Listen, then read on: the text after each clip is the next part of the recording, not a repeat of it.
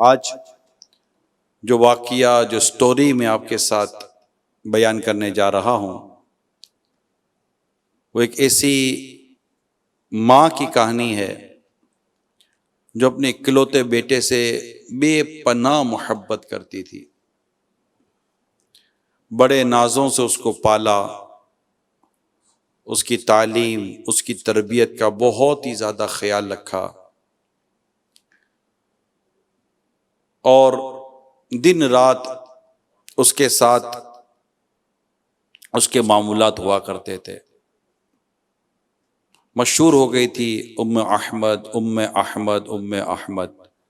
यानी अब इसको लोग उम्मे अहमद से ही जानते थे, इसकी कुनियत बन गई थी। इसके बेटे का नाम अहमद था। पाल पोस कर बड़ा किया। बेटा अपने किसी तालीमी मामले में मुल्क से बाहर चला गया। माँ दिन रात अपने बेटे का इंतज़ार करती थी, वापस आएगा, पढ़ाई पूरी करेगा। बेटा भी माँ से बहुत मोहब्बत करता था। दोनों में एक अच्छा रिश्ता था। यूँ समझिए कि माँ की आंखों की ठंडक, दिल का सुकून, सब कुछ उसका बेटा था। बात बात पर लोगों से बात करती तो अपने बेटे का तस्करा करती, मेरा बेटा ऐसा, मेरा बेटा ऐसा, मेरा बेटा यूं याद करता है, मेरा बेटा यूं फोन करता है, बस मेरा बेटा आने वाला है, मेरा बेटा आने वाला है।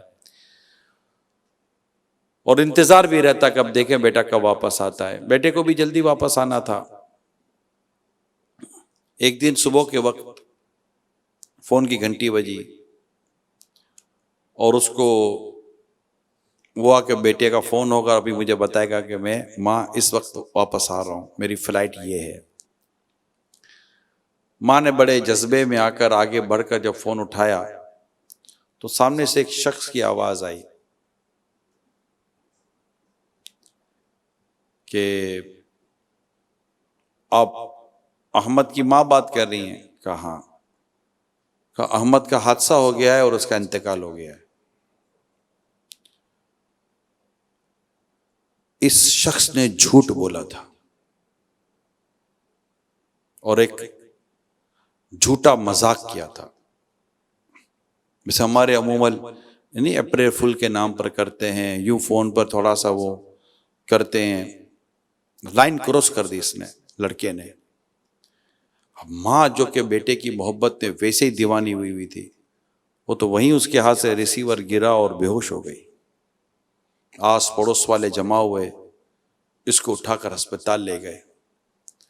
अस्पताल ले जाकर उसका इलाज शुरू हुआ और वो होश में आती फिर बेहोश हो जाती। इस तरह की उसकी बीमारी की कैफियत हो गई। वहां उसके बेटे को बताया नहीं था कि तुम्हारी माँ के साथ ये वाकया हो चुका है, क्योंकि बेटा भी माँ से मोहब्बत करता था। अच्छा, अब बेटे की वापसी का वक्त हो गया। अब बेटा माँ को सरप्राइज देना चाहता था कि मैं माँ को बताऊंगा नहीं, चुपके से घर पहुंच के घंटी बजाऊंगा, माँ दरवाजा खोलेगी, मुझे देखेगी तो बस देखने का माहौल होगा। एक सरप्राइज एंट्री थी उसकी। वो बगैर बताए घर आ गया, सीधा घर आया। अब घंटी मारे तो अब दरवाजा ना खुले। पता चला घर में माँ नहीं है। इसको हैरत हुई कि माँ मेरी जाती तो कहीं नहीं है, और चूंकि मेरे दिन करीब थे आने के तो माँ यूं घर छोड़कर जाए ही नहीं। क्या हो गया? वो उसका जो सरप्राइज वाला जो मामला था वो आगे पीछे हो गया। आस पड़ोस से पूछा तो पता चला कि तुम्हारी माँ का तो जबरदस्त वो वाकया हुआ और इस यूं वाकया हुआ और तुम्हारी माँ तो अस्पताल में और बेचारी सदमे में। अब जैसे पता चला माँ सदमे में है, माँ अस्पताल में, तो चूंकि वो भी बहुत मोहब्बत करता था अपनी माँ से, सीधी गाड़ी स्टार्ट की और वो तेजी के साथ गाड़ी अस्पताल की तरफ दौड़ाई। प्यारे इस्लाम भाई, और रास्ते में उसका वाकई हादसा हो गया। जैसे उसका एक्सीडेंट हुआ, थोड़ी देर के बाद उसकी रूह निकल गई, वो इंतकाल कर गया। अब माँ को बताना ही बताना था, कब तक छुपाते। जैसे ही माँ को इत्तला दी कि वो जो खबर थी वो तो झूठी थी, लेकिन जब आपके पास आपका बेटा आ रहा था तो रास्ते में एक्सीडेंट हुआ और वो इंतकाल कर गया, उसकी वफात हो गई। माँ ने जैसे बेटे की वफात की खबर सुनी, अब सदमा बर्दाश्त ना कर सकी, वो वहीं दम तोड़ दिया, माँ का भी इंतकाल हो गया। जो बात इस वाक़े में हमें समझनी है वो है, किसी का मजाक किसी की जान ले सकता है, किसी का झूठ किसी की जान ले सकता है। नहीं, कुछ समझ ही नहीं पड़ती कि यार मुझे कहाँ क्या बात करनी है, नहीं करनी, मेरे किस बात से क्या असरात किसी की जान में, माल में, इज्जत में, आबरू में, मतलब कि वो उसको नुकसान पहुंचा सकते हैं। जो लिखना है लिख दो, जो बोलना है बोल दो, जो करना है कर दो, जिससे जो शेयर करना है कर दो। कोई परेशानी नहीं है लोगों को कि भाई हमारा यह टेम, हमारा ये मामला किसी की जान ले सकता है, किसी की इज्जत ले सकता है, किसी को बहुत बड़ा नुकसान पहुंचा सकता है। अब देखें ना, एक शख्स ने झूठ बोला, उससे जो भी उसकी जहन होगा कि चलो एक वो कर लूंगा मैं, क्या किया उसने, उसका अगर मजाक भी किया, झूठा मजाक हुआ ना, अगर मजाक भी किया तो झूठा मजाक हुआ, और इस झूठे मजाक ने 2 जानें ले ली, बेटे की भी और मां की भी, 2 लोग इंतकाल कर गए। तो कई लोग प्यारे भाइयों ऐसे होते हैं जो लाइन क्रॉस करते हैं, उनको ना मजाक करना आता है ना बात करनी आती है। जब मतलब इसमें समझने की बातें चंद ये हैं कि अव्वल ये कि क्या बोलना है, कब बोलना है, किससे बोलना है, कितना बोलना है। बंदा सामने वाले को सदमा देने के बजाय, उससे मैं बात करते करते मुझे याद आया कि अमीर अहले सुन्नत को मुझे याद है, मुफ्ती दावत इस्लामी मुफ्ती मोहम्मद फारूक अत्तारी रहमतुल्लाह ताला अलैह, इनसे बहुत मोहब्बत थी, मुझे पता है।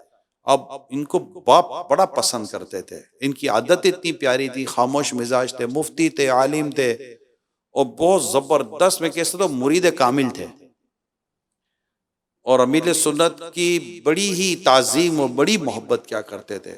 और अमीर सुन्नत के कई मामलात ऐसे थे जिनमें ये बहुत अच्छे माविन और मददगार साबित हो जाते थे। तब इतनी अच्छा, रुकने शूरा थे, मुफ्ती थे, हाफिज थे, दावत इस्लामी के कई शोबों के निगरान और जिम्मेदार थे, बड़ा मतलब कि इनका एक कंट्रीब्यूशन था। अब अचानक हमें भी खबर मिली कि इंतकाल हो गया। जुम्मा मैं भी अपने घर में बैठा था और मुझे पता चला कि मुफ्ती दावत इस्लाम इंतकाल कर गए। इंतकाल यानी बिल्कुल एक सडनली हुआ ना, कि वो आराम कर रहे थे और फिर उठे नहीं। अच्छा, अब मुझे भी यकीन ना आए, मैं भी मतलब कि ऐसा, मतलब कि मैं मोटरसाइकिल पे बैठ के घर पहुंच गया, क्या कितना खसी, मजाक तो नहीं किया, वाकई घर के बाहर पब्लिक थी। मुझे फिर भी यकीन ना आए, मैं आपको सही बता रहा हूं। मैं हॉस्पिटल पहुंच गया, ये मकामी हॉस्पिटल यही है, हॉस्पिटल गया, इमरजेंसी वार्ड में गया, जाकर देखा, वो देखता ही रह गया। अब उसके बाद मेरा दूसरा काम यह कि मैं अमीर सुन्नत को इत्तला दूं कि ये हो गया है। तो अमीर सुन्नत के साथ जो इस्लाम भाई होते हैं उन तक इत्तला पहुंची। अब मैं जो बयान करने जा रहा हूं, अब उन्होंने कहा, अमीर सुन्नत रोजे से थे, उन्होंने कहा कि अब जो भी इत्तला दूंगा, तो अब अमीर सुन्नत ने जब अगर आना भी है तो फ्लाइट का टाइम तो यही होगा, पाकिस्तान के बाहर थे अमीर सुन्नत, तो फ्लाइट का टाइम तो ये होगा, इससे पहले तो हम जा ही नहीं सकते, अगर जाना भी है तो वो जाना ही था, जो आगे की बात सामने आई। लेकिन उन्होंने उस वक्त अमीर सुन्नत को नहीं बताया कि ये वाकया हो, कि अमीर सुन्नत का रोजा था। अगर मैं अभी, उनका कहना यह है कि अगर मैं, यानी उनकी जो तबीयत या उनकी जो नीयत सामने है वो ये थी कि अगर मैं अभी बता दूंगा तो आप खाना नहीं खाएंगे, तो आपने पहले इफ्तार किया, इफ्तार के बाद मगरिब, इसके बाद जैसे खाना खाकर, तो आप अमीर सुन्नत समझ गए थे, दूरअंदेश है, नजर है, अल्लाह का शुक्र है, ये कुछ है जरूर। तो आपने फरमाया कि तुम मुझे कुछ बता नहीं रहे, कुछ बात तो हुई है। तो फिर उन्होंने डिक्लेयर किया कि ये हो चुका है, और ये बड़ी सदमे की बात थी। फिर आप फ्लाइट करा कर यहाँ आए, और जनाजा अमीर सुन्नत ने या फैज़ान मदीना बाहर खुले आसमान जो है वहां ही अमीर सुन्नत ने जनाजा पढ़ाया, और बड़ा मतलब उस पर रिक्कत वाला माहौल था। लेकिन मैं जो पूरे वाक़े में जो बात बयान करना चाहता हूँ, उस इस्लामी भाई की समझदारी, अक्लमंदी और तहम्मुल मिजाजी देखिए कि बात बतानी कब थी। और बात बतानी कैसी थी, पूरा टाइम ड्यूरेशन के साथ हुआ ना, कोई वो नहीं हुआ। तो बाद वक़्त बेटे का इंतकाल हो जाता है, बाप का इंतकाल हो जाता है, कोई बहुत बड़ा हादसा हो जाता है। मेरे बेटे का एक्सीडेंट हुआ और वो हॉस्पिटल थे, शायद दूसरी या तीसरी ईद थी, बकरा ईद की। मुझे जिस तरह बताया तो वाकई एक सही मतलब है, जिससे आदमी कम से कम सदमा हो। वाकया बड़ा हुआ था लेकिन बताने का अंदाज ऐसा था कि जरा चलते हैं हॉस्पिटल, देखते हैं।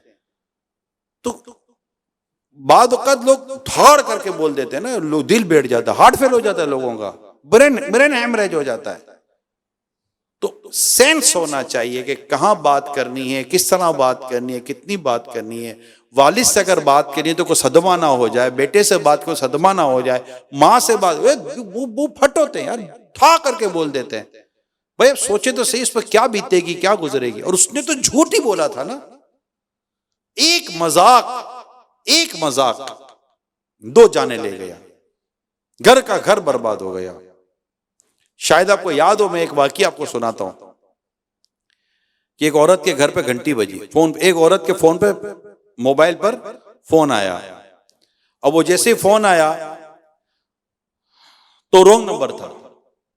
अब रॉन्ग नंबर था तो वो औरत ने फोन उठाया था, सामने को लड़का था, उसने बात की तो औरत ने कहा कि नहीं भाई रॉन्ग नंबर है, ये गलत नंबर डायल हो गया। अच्छा ठीक है, लाइन कट गई।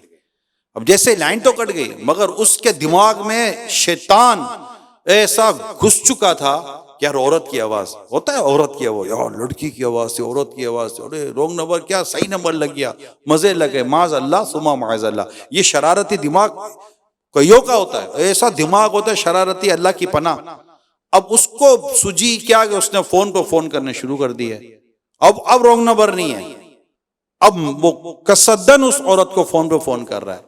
एक दफा औरत ने कहा भाई आपका गलत नंबर मिला रहे हैं, नहीं मुझे आप ही से बात करने, पागल हो गए मुझसे बात करने, मैं शादी, उसने बताया मैं शादीशुदा हूं, मेरा पूरा घर है, क्यों मतलब मेरे पीछे पड़े हुए हो।